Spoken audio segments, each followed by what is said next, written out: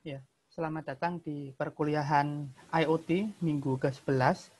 Nah, di dalam minggu ke-11 ini kita akan berbicara mengenai privacy challenge and their solution in IoT. Jadi tantangan-tantangan terkait privasi di dalam IoT gitu ya, dan juga apa solusi-solusinya gitu ya. Nah, yang pertama, kenapa sih kok kita butuh privacy gitu ya dalam sebuah sistem IoT? Karena kita tahu bahwa IoT sendiri itu mengumpulkan banyak data, gitu ya. Nah, data yang bocor itu tentunya bisa mengganggu privasi, gitu ya, terutama privasi dari pemilik datanya, gitu ya. Jadi karena dia bekerja dengan banyak sekali data, maka dia dekat sekali dengan yang namanya pelanggaran privasi, gitu ya. Belum lagi dia kalau misalkan sensor-sensor yang menangkap data dalam tanda kutip tanpa izin, gitu ya. Nah itu jelas melanggar privasi. Gitu ya. Karena itu kita berbicara mengenai bagaimana pengamanannya, tapi nanti pengamanannya itu bukan berarti hanya pengamanan dari hacker saja, gitu ya. Tapi pengamanan bagaimana supaya sistem IoT ini eh, bisa dibilang dia itu halal, gitu ya, legal. Bisa dibilang dia itu tidak melanggar privasi siapapun. Nah, untuk memastikan hal ini, kita harus melihat itu dari segi gadgetnya, dari segi informasi yang akan diambil, ya, dan juga sistem-sistem yang terkait dengan IoT itu sendiri. Jadi IoT itu sendiri kan awalnya sebuah perangkat, ya, sebuah perangkat yang dapat menangkap data. Nah, tapi perangkat ini tidak mungkin bekerja sendirian. Ada sistem-sistem yang connect dengan dia, yang terhubung dengan dia, yang kemudian entah menerima datanya, mengolah datanya, atau mungkin bahkan mengoperasikan device-device itu. Nah, karena banyaknya hal yang terkait dalam sistem IoT, maka privasi itu cenderung memang lebih susah, jadi diatur dalam IoT. Nah, karena itu kita akan berbicara pada pertemuan ini bagaimana sih mengatur privasi itu. Nah, kita akan berbicara dulu mengenai concern and challenge gitu ya. Jadi tantangan apa, ya fokus kita apa dalam keamanan dan privasi di dalam IoT, sistem IoT ini ya, bukan dalam IoT-nya saja ya, tapi dalam sistem IoT gitu ya. Nah, di dalam sistem IoT atau mungkin sistem informasi berbasis IoT, beda ya. Sistem informasi biasa itu ya seperti kayak sistem kasir dan sebagainya. Tapi kalau sistem informasi berbasis IoT, berarti artinya sistem ini punya perangkat yang punya sensor untuk menangkap data-datanya. Jadi kalau sistem informasi biasa, maka input datanya itu mungkin hanya berasal dari ketikan, inputan di dalam field, gitu ya, di dalam form, atau yang lain. Yang jelas tidak berasal dari perangkat tertentu, gitu ya.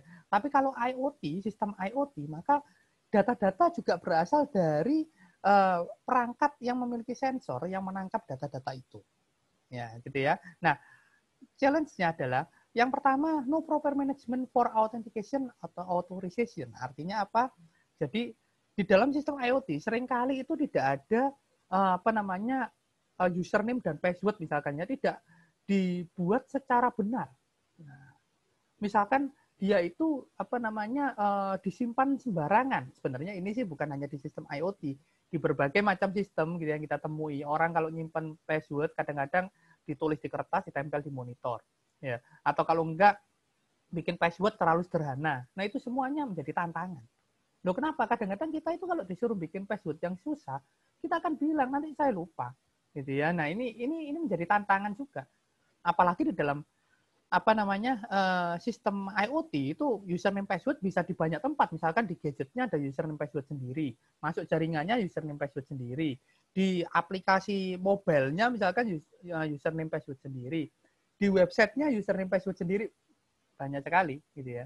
Nah kalau misalkan kita bilang ya kalau gitu dibikin aja username passwordnya itu single sign on, kayak misalkan menggunakan email, kayak kita menggunakan email Guaya, terus kemudian semua login pakai email Guaya. Apakah itu juga tanpa masalah? Enggak juga. Karena apa? Ini masalahnya ada lagi. Misalkan dia menggunakan passwordnya itu tetap mudah ditebak, atau katakanlah entah mudah ditebak atau enggak, tapi passwordnya berhasil dibobol. Kalau single sign on itu kekurangannya apa? Ya sekali dibobol satu user, semua habis. Dia akan bisa masuk kemanapun. Gitu ya. Kayak username password kalian ya. Begitu dibobol habis sudah buaya masuk, mayubaya masuk, ya. Apalagi perwalian masuk, segala macam masuk, gitu ya. Karena single sign on. Jadi memang kemudahan itu berbanding terbalik dengan keamanan, gitu ya. Kalau kamu pengen mudah ya tidak bisa terlalu aman. Kalau kamu pengen aman ya tidak bisa terlalu mudah. Gitu aja, gitu ya. Nah, kemudian yang berikutnya adalah lack of transport encryption. Nah, kalau misalnya kita itu berbicara mengenai IoT, tidak semua perangkat dalam IoT itu punya kekuatan komputasi yang tinggi. Banyak sekali device ya di dalam sistem IoT yang dia itu komputasinya rendah. Katakanlah kita menggunakan Raspberry. Raspberry itu salah satu yang biasanya digunakan dalam sebuah sistem IoT. Kita mau berharap komputasi dia setinggi apa? Maka kita tidak bisa berharap memberikan enkripsi dengan cara yang paling susah. Maka itu butuh komputasi tinggi kan? Berapa lama enkripsi satu satu data? Padahal IoT itu menangkap data banyak banget, gitu ya. Maka kalau misalkan ini harus enkripsinya itu dengan tingkat tinggi, nggak mungkin juga. Gitu ya. Nah ini menjadi pemikiran kita, tantangan bagaimana caranya lalu. Gitu ya. Berikutnya adalah insecure web or mobile interface. Apa maksudnya? Saat kita berbicara mengenai sistem IoT, ya tidak mungkin juga, tadi saya pernah bilang, tidak mungkin semuanya itu hanya berbicara mengenai device. Ya, tidak mungkin semuanya berbicara mengenai Raspberry, sensor panas, sensor apa, tidak mungkin. Kita, bagi kalian yang mungkin pernah menggunakan smartwatch, gitu ya, smartwatch. Dulu saya punya smartwatch, tapi sudah lama tidak saya pakai, gitu ya. Cuman yang saya tahu adalah smartwatch itu tidak bekerja sendiri loh ya. Dia bekerja sendiri ya bisa, tapi fungsinya terbatas. Untuk dia bisa berfungsi dengan lengkap, maka dia harus pairing. Dia harus connect ke handphone. Di dalam handphonenya ada aplikasi mobile. Nah, pertanyaannya adalah, bagaimana kalau misalnya aplikasi mobilenya tidak aman? Nah, websitenya tidak aman. Sama aja kan, kena semua sistem IoT-nya. Karena dari websitenya atau dari aplikasi mobilenya, itu seringkali juga bisa mengkonfigurasi device-nya. Ya. Nah, yang berikutnya adalah default credential. Nah, ini yang sering terjadi. Kita beli perangkat ya, entah handphone, entah modem ya biasanya, mungkin modem yang paling banyak, modem, router gitu ya, atau apapun perangkatnya, biasanya dia itu ada password defaultnya. Admin, usernya, passwordnya admin. Nah, percaya atau enggak, jarang sekali orang mengubah itu. Dibiarin standar. Nah, dibiarin default. Akhirnya apa? Ya ini menjadi celah yang luar biasa. Gitu ya. Jadi kadang-kadang kita tidak bisa berpikir bahwa wah sistem ini dihack, ini pasti ada hacker internasional, belum tentu, Rek. Ya. Kalau ternyata dia itu dihack karena hal-hal seperti ini sebenarnya kesalahan pada pengembang, pengguna. Gitu ya. Nah, kenapa kok bisa seperti itu? Kenapa kok bisa tetap default? Gitu ya.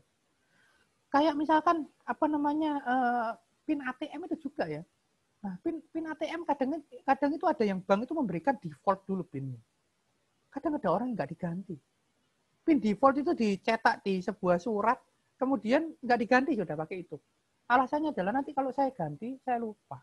Nah, balik lagi kayak yang masalah pertama tadi kan. Ini bahaya sekali. Gitu ya. Nah, kemudian yang berikutnya adalah privacy concern. Nah, ini yang tadi saya bilang.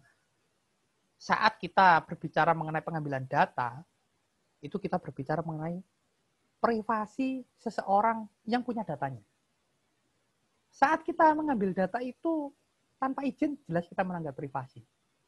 Saat kita mengambil data itu sebelumnya izin dulu, tapi izinnya kurang lengkap, sama juga bisa dianggap melanggar privasi. Saya izin ambil datamu ya. Oke, orangnya bilang oke. Kemudian kita ambil datanya, ternyata kita ambil data, misalkan ya, jumlah penghasilannya dia. Marah dia bilang, loh kok kamu ngambil data penghasilan saya? Loh, saya kan ngambil data izinnya. Tapi kamu kan nggak bilang kalau ngambil sampai sedetail itu. Nah, itu ya. Apalagi dengan sistem IoT ya. kita akan mengambil data ya, oke. Terus kemudian kita ngambil data sampai kita tahu dia itu berapa kali ke toilet. Wah, ya karena ada sensornya gitu ya misalkan. Itu melanggar privasi, dia bilang. Ya maksud saya ngambil data boleh, tapi jangan yang kayak gitu dong. Nah ini ya, privacy concern, privacy ini sangat rentan, gitu ya. Ingat IoT ini bisa mendeteksi sampai detail banget. Dia ini bisa seperti alat sadap kan, nyadap seseorang, memata-matai. Ya, ingat dengan kalau misalkan ada suatu badan, kemudian dia memata-matai, gitu ya. Kemudian orang merasa bahwa, kamu mata-mata saya, nah, gitu ya. Nah, saya nggak menyebutkan ya badannya, cuma kamu mata-mata saya nih. Nah, pakai apa? Ya, pakai alat untuk mata-mata itu. Gitu ya. Walaupun tujuannya kebaikan, tujuannya kan saya ngecek kamu ini melakukan kesalahan enggak ya, tapi enggak gitu caranya dong. Nah, gitu ya, orangnya marah ya. Kenapa? Karena menganggap privasinya terusik. Urusan privasi ini agak ribet. Gitu ya. Nah, kemudian ada solusi-solusinya yang disediakan untuk sistem IoT ini. Nah, ini solusi yang secara teoritis. Yang pertama, ada metode enkripsi yang dibilang dia itu cukup ringan. Nah, misalkan ECC, ya, cukup ringan. Untuk apa? Untuk bisa dioperasikan pada perangkat dengan komputasi rendah. Ya. Kemudian ada juga SDN, Software Defined Network. Ini sebuah arsitektur untuk bisa mendeteksi anomali. Anomali itu sesuatu yang tidak normal di dalam sebuah jaringan. Gitu ya. Kemudian yang ketiga ada juga pengembangan blockchain untuk IoT. Ini paling rame ya. Pengembangan blockchain untuk IoT ini paling rame. Karena blockchain ini bisa menyimpan data dan super aman. Data itu tidak bisa diubah. Aman sekali. Gitu ya. Nah, cuman tentu saja tetap banyak tantangan. Ya. Walaupun kelihatannya ini bisa dipakai, banyak tantangan. Termasuk misalkan blockchain. Itu ini mendata dengan aman, tapi dia juga tidak seringan itu. Karena itu banyak sekali penelitian sekarang yang berusaha untuk bagaimana blockchain ini dibuat supaya ringan, ya, supaya kemudian benar-benar bisa diimplementasikan secara luas di dalam sistem IoT. Ya. Nah, kenapa kok blockchain ini bisa berat? Ya, karena dia tidak ada pihak ketiga ya. Jadi keamanan sebenarnya terjamin karena tidak disimpan di server kalau blockchain ini. Jadi nyimpennya itu terdistribusi, disimpan di semua perangkat yang terkonek dengan jaringan blockchain itu. Tapi ya karena dia nyimpennya kayak gitu, ada satu data masuk, maka harus diupdate ke semua. Nah, waktu mau ngupdate masih dia diamankan lagi, supaya yakin bahwa yang diupdatekan ini data yang memang benar-benar tidak ada perubahan apapun. Nah, mekanisme di dalam blockchain itu cukup berat. Dan ini masih juga tantangan. Jadi ini dibilang theoretical solution. Kenapa? Karena ini solusi yang ya secara teoritisnya seperti itu. Tapi secara prakteknya belum tentu semuanya bisa dilakukan. Gitu ya. Nah, berikutnya ada solusi yang dari secara teknikal. Gitu ya, dalam industri.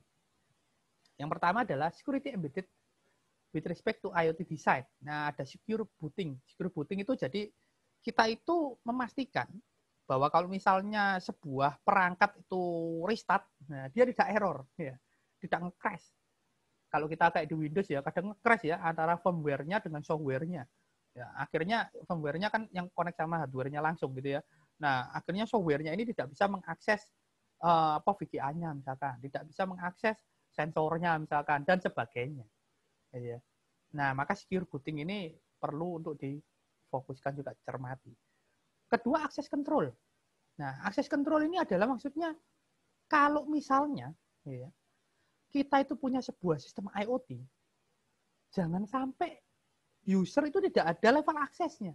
Jadi kayak kalau kalian bikin, biasanya banyak anak ngerjakan skripsi itu, pokoknya user ini bisa apa? Bisa semua. Loh, nah, terus tidak ada tingkatan user. Itu salah. User harus ada tingkatannya. User ini hanya bisa akses apa, user ini hanya bisa akses apa, user ini hanya bisa akses apa, gitu. Sama halnya dengan Mayubaya ya, kalau semua bisa edit nilai lah bahaya, gitu ya. Access control. Berikutnya adalah device authentication. Nah, ini perlu. Kenapa? Karena saat ada device baru yang masuk, itu harus dikenali bahwa device ini itu memang dimasukkan oleh orang yang berwenang. Nah, misalnya apa? Misalnya kita pairing itu. Masukkan sebuah smartwatch ke dalam sistem web gitu ya, supaya dia pairing. Nah, itu biasanya kan ada apa? Ada masukkan apa ya, PIN-nya, code-nya gitu ya, supaya pair. Itu kan authentication. Supaya tahu bahwa device yang sedang mau dikonekkan itu device yang memang boleh connect. Ya. Nah, berikutnya juga firewall itu tetap dimanapun kita perlukan. Ya. Terus ada IPS, Intrusion Prevention System. Jadi dia akan memonitor gitu ya, network, ada apa yang terjadi di networknya, supaya kita bisa tahu saat ada misalkan sebuah brute force atau yang lain, aktivitas networknya dilihat. Dan yang terakhir adalah update and patch untuk yang security embedded ini. Jangan lupa ya, biasanya kita kalau pakai sebuah hardware, kemudian dia ada drivernya, driver itu ada update-nya, ada patch-nya. Kalau kita nggak pernah ngupdate, nggak pernah nge-patch, itu lebih gampang untuk dibobol. Kenapa? Ya karena kan update itu biasanya ngomongi bahwa ini update untuk bug ini, bug ini, bug ini. Nah, dan informasi itu kadang taruh websitenya. Nah, kalau kita tidak pernah ngupdate, maka orang yang iseng-iseng nyoba di sistem kita, tiba-tiba masuk, wah ini berarti dia belum ngupdate, bugnya ini masih bisa. Itu bahaya. Gitu ya. Yang kedua ini menarik, yaitu data minimization. Wah, itu susah sekali ya. Data minimization. Maksudnya apa? Saat kita membuat sistem IoT, kan tadi saya bilang memang sistem IoT menyimpan banyak data. Oke. Tapi kita harus juga cermat. Jangan asal semua data disimpan semua gitu, karena sekarang kan storage devices murah gitu ya, ada cloud, hard disk juga murah, terus simpan semua. Apakah itu benar? Enggak juga. Makin banyak data yang disimpan kita, makin rentan. Kita tidak mungkin bisa ngeceki semuanya, gitu ya. Nah, maka sebisa mungkin simpan data itu seminimal mungkin, seminimal dalam tanda kutip ya. Dalam IoT tidak mungkin datanya kecil-kecil banget memang, tapi dalam tanda kutip seminimal mungkin. Artinya apa? Dalam sebuah penelitian itu ada yang bilang ada konsep right to delete. Artinya apa? Ada data yang memang boleh untuk dihapus. Misalnya apa? Ya data sudah tidak dipakai. Seperti kalian lihat Google Drive gitu kan, dia sekarang bilang kan, sekarang dia memberlakukan kalau data-data yang sudah lama atau apa sama dia dihapus. Nah, kenapa? Ya bukan hanya soal storage. Nyimpen data makin banyak itu makin pusing. Ya, karena itu sebisa mungkin data yang disimpan tidak terlalu banyak-banyak banget. Oke. Dan yang terakhir, ini yang paling penting. Kenapa? Consumer itu adalah yang paling rentan terhadap privacy ini. Transparansi yang kita butuhkan supaya privacy ini tidak menjadi masalah di kemudian hari. Apa maksudnya transparansi? Ya kita bilang terus terang ke customer, ke pelanggan, ke pengguna. Apa saja yang kamu ambil secara detail. Ya. Tidak boleh ada yang disembunyikan. Jadi waktu pertama kali consumer itu menggunakan sistem kita, sudah dibilang bahwa ini loh, kita akan mengambil data ini, ditulis semuanya, sedetail mungkin. Misalkan sampai bilang bahwa saya akan ngambil data tiap kali kamu ke kamar mandi. Woi, gitu ya. Tapi saya nggak pakai gambar kok. Nah, cuma suara ya, podo aja. Gitu. Sama aja ya, suara diambil bahaya. Tapi itu ditulis lengkap. Jadi artinya apa? Terus kemudian di bawah ada persetujuan kayak biasanya license agreement itu loh, ada persetujuannya. Jadi artinya kalau customer itu sudah oke, saya agree, maka kan kedepannya ya ini menjadi sebuah kekuatan bagi kita bahwa kamu sudah setuju, saya tidak melanggar privasimu, gitu ya. Pertanyaan berikutnya kan gini, nah kemudian apakah ini sudah menjamin pasti berarti sistem IoT kita aman dengan cara ini? Belum tentu. Kita tahu sendiri ya, bukan hanya orang Indonesia ini ya, semua orang ya. Kalau kita kasih bacaan yang panjang kayak license agreement itu, berapa persen sih orang yang baca? Lengkap maksudnya. Baca lengkap ya. Jarang. Bacanya kadang singkat-singkat. Yang akhirnya apa? Akhirnya dia nanti protes. Waktu kita bilang, kamu kan sudah setuju ini saya punya ya apa namanya buktinya. Dia akan bilang, lah kamu kasih sepanjang itu kamu sengaja ya, supaya kita nggak baca. Nah, repot kan? Nah, maka kita harus berpikir lagi nih, bagaimana caranya membuat transparansi kepada pelanggan, kepada pengguna, dan mereka tidak protes. Apakah mungkin license agreement-nya dibuat agak pendek, tapi lengkap, gimana caranya? Gitu ya. Ataukah mungkin langsung dipresentasikan ke pengguna, kalau misalkan kita langsung menangani pengguna secara langsung. Gitu ya. Nah, itu semua yang masih terus terang ini menjadi tantangan dalam kita mengimplementasikan sistem IoT. Nah, jadi kalau kalian mungkin dari awal berpikir bahwa sistem IoT ini susah ya bikinnya ya, pakai ada machine learning-nya, ada apa namanya, wah macam-macam ya. Itu bukan yang paling susah. Karena itu semua itu kan hanya teknik yang pokoknya kamu kalau menemukan tekniknya, kamu implementasikan, codingnya juga gitu ya, kamu implementasikan, selesai. Tapi kalau soal implementasi ke pelanggan atau kita saat mau menggunakan sistem IoT-nya ke pelanggan, ke pengguna, itulah kesulitan yang sebenarnya. Ya. Berhadapan dengan manusia, itu yang susah. Berhadapan dengan mesin itu gampang. Berhadapan dengan mesin error, kamu tinggal cari toh solusinya. Cari, pasti ketemu. Tidak mungkin error tidak bisa ada solusinya, nggak mungkin kalau error secara sistem. Tapi kalau kamu berhubungan dengan orang, wah, susah sekali, gitu ya. Susah sekali. Nah, maka itu ini menjadi concern, tapi bukan berarti kita harus menghindari. Nggak bisa, karena teknologi ini luar biasa membantu. Ya bagaimana caranya kita meminimalisir adanya konflik dengan pengguna terkait dengan privacy terutama. Privacy, security juga kita harus apa namanya tingkatkan. Karena apa? Karena apa namanya misalkan bukan kita yang ambil, tapi orang lain yang ambil, yang disalahkan kita dong. Kan keamananmu nggak benar. Sampai privasi saya bisa apa namanya bisa tidak terjaga seperti ini, gitu ya. Jadi inilah yang kita akan pikirkan mengenai privacy dalam sistem IoT. Gitu ya. Nah, singkat mungkin yang untuk pertemuan minggu 11 ini, sampai di sini saja. Dan tugasnya untuk yang pertemuan minggu ini, jadi kan biasanya setiap pertemuan ada tugas. Gitu ya. Tugasnya untuk yang pertemuan minggu ini tidak ada. Gitu ya. Nah, jadi minggu ini kita istirahat dari tugas dulu. Sampai ketemu di minggu ke-12. Terima kasih, semoga kalian semua selalu sehat dan semoga kalian semua selalu semangat untuk mengikuti kuliah ini. Terima kasih, sampai ketemu di minggu 12. Terima kasih, saya akhiri kuliahnya.